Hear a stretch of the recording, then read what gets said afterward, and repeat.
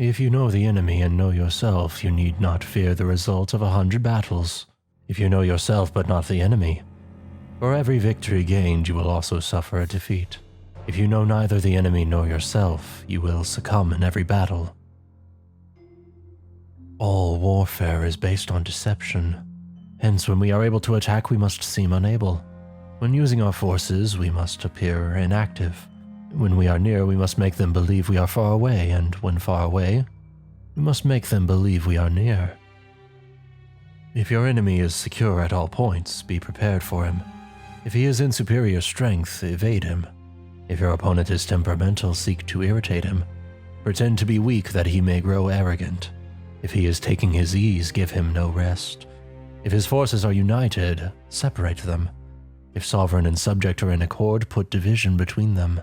Attack him where he is unprepared, appear where you are not expected.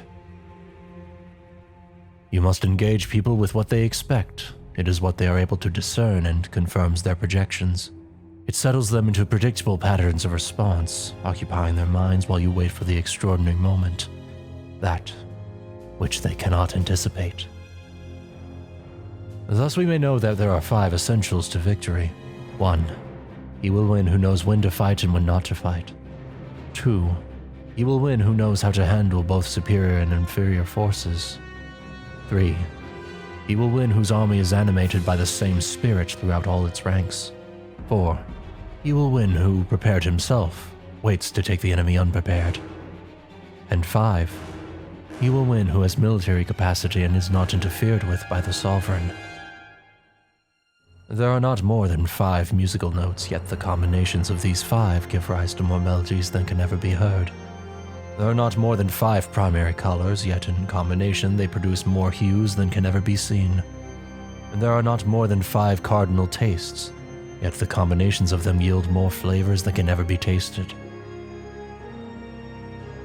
Be extremely subtle to the point of formlessness.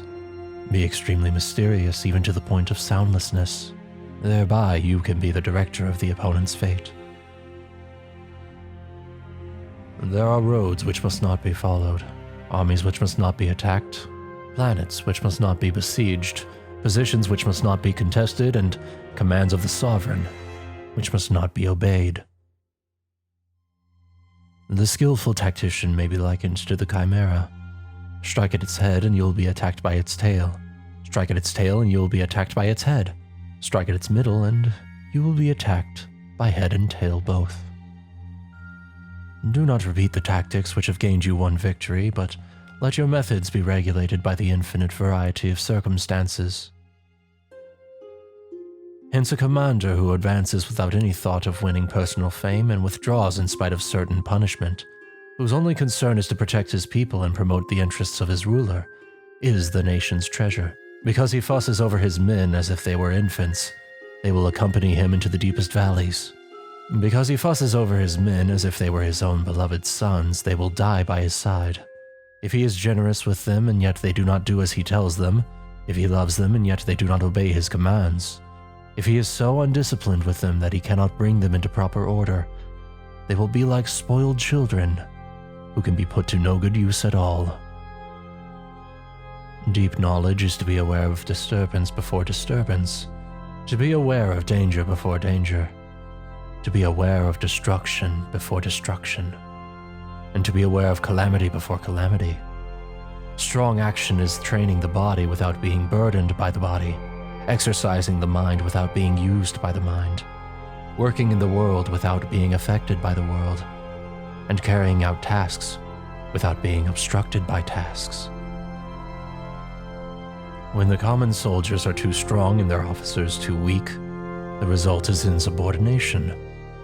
But when the officers are too strong and the common soldiers too weak, the result is collapse.